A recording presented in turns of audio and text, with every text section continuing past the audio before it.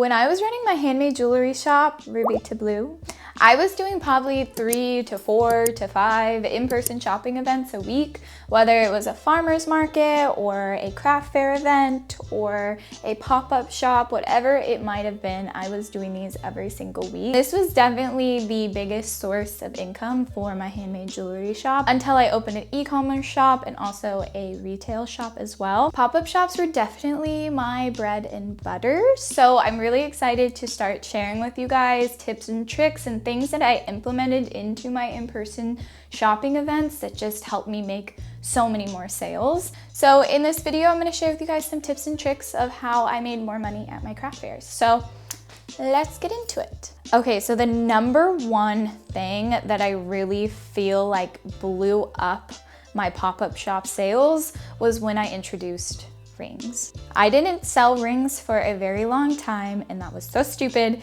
because once I introduced some very minimalistic style rings, something happened. There's a few reasons of why rings are just so great to add to your pop-up shop. Number one, I think it gives your customers something interactive to do. I noticed that customers were just gravitated to all of my ring boxes and just loved to put them on, and they're stacking them up, and they just really had a fun time doing that with themselves or with their friends, and it was just a way to really bring people into my booth, and I just feel like it was something fun and entertaining for my customers to do while they were looking around. The style that I specifically chose to do also, I think, played a big part in the sales. The style was very minimalistic and simple, which I think worked for a lot of different people. And also the cost of these rings, I was able to produce them at a very, very low cost. So I was able to sell them at a very low cost. I was selling my simple stacks for about 10 bucks, and they were still sterling silver and gold filled. And then I was selling some rings that I would wire wrap crystals on. I would sell those at like 25, 30. The price point was just so good. I found that I sold the most jewelry that was priced from 10 to 30 bucks. I feel like anything after 40 bucks, people really kind of thought about more, if that makes sense.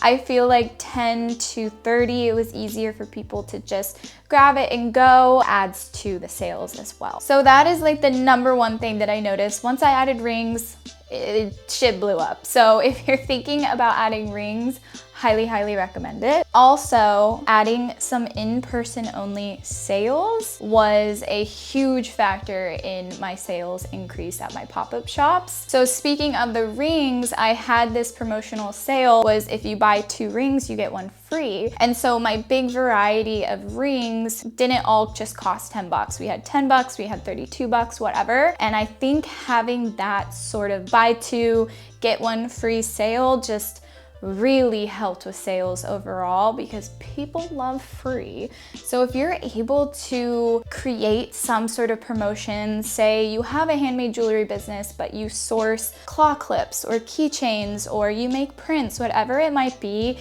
if you can create some low cost products that you could afford to give out for free in return for people making a few sales off your jewelry that is priced more, I highly, highly recommend that. I noticed I was doing so many of these promotional sales every event. And I noticed that the BOGO sales just did way better than just a traditional 20% off, 25% off sale, but also introducing those as well will help your sales. Now we're gonna talk about my craft fair collection sort of formula. This was the strategy behind what jewelry I brought to my pop-up shops. Having a good structure and offering a variety of styles, sizes, and products 100% increased my sales. You really need to have something for everybody. So here's how I did it. First off, I had kind of my base. These are my everydays. This is the collection that my customers and everybody who followed me knew I was going to have these certain products at my shop. They knew that they were always going to be in stock, and they were kind of the collection that I gave my most attention to because they were my best sellers. I could always count on these products to sell at events and pop-up shops. Then I had collection pieces. These were my really fun monthly collections that I created. They were a variety of a different themed earring or maybe a new new ring, whatever it might have been. It was a fun themed collection that I did every single month. And this was a strategy that I did to always offer new styles and products to my customers, to always keep them engaged, coming back for more. And this always attracted new customers every single month. And then I had filler items. This was prints, home goods, mugs. I started outsourcing other products from other artists, or I created some art prints and things like that.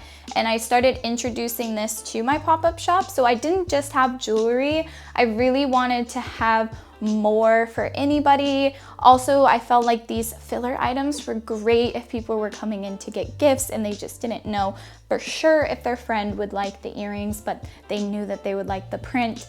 It was just a strategy to have more things available to my customers when they came to my pop-up events. So this little formula worked so well for me, and just having some sort of plan of what jewelry I was bringing to every single fair or market helped me make more sales. I had something new for everybody, I had variety, and I had different options besides just jewelry. So I was able to attract more customers into my booth. This last tip is probably the most important, and that is to bring the energy. You do not want a dull, boring, awkward booth. If you're just at your booth, sitting on your phone, nobody's gonna wanna approach you.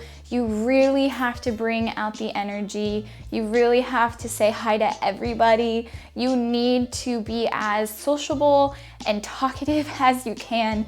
You need to have music, you need to have a fun pop-up booth, and there are certain things that I did to definitely make my booth stand out. When you're at a craft fair, there are so many other jewelers, so how are you gonna stand out? Also, jewelry is so hard to see, so making sure that you had really fun displays or whatever it might be to just attract people was key. We needed to make sure that every single person that walked by saw that we were there. Who cares if we're annoying?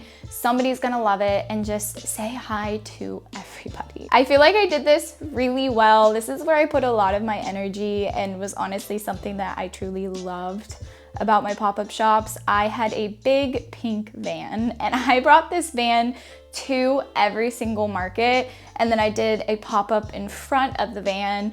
I even brought out a couch at one point.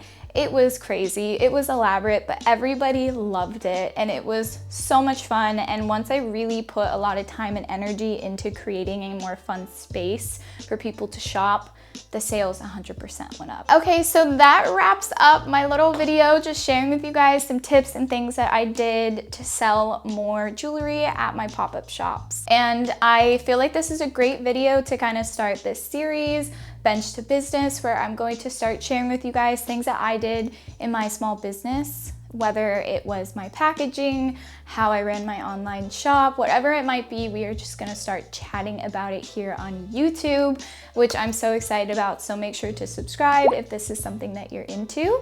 And also, if you actually want to learn how to make all the jewelry that I used to sell in my handmade jewelry shop that sold really freaking good, you can access all those tutorials in my online school membership. My online school membership is really simple. Once you subscribe, you get access to an archive of all of the tutorials I've ever made for you. And this is a variety of wire wrapping to soldering and beyond. There is so many great tutorials in there, and I actually create a new project and tutorial for you guys every single month. So if you signed up today, you'd get access to over like 30 tutorials. So think about it. I would love for you to create these designs and go out into the world and sell them. I have a proven strategy. I know that they sell, so start creating and add them to your shop. All right, and make sure to subscribe. I will see you guys in the next video. I hope you learned something new, and I will see you guys soon. Love you.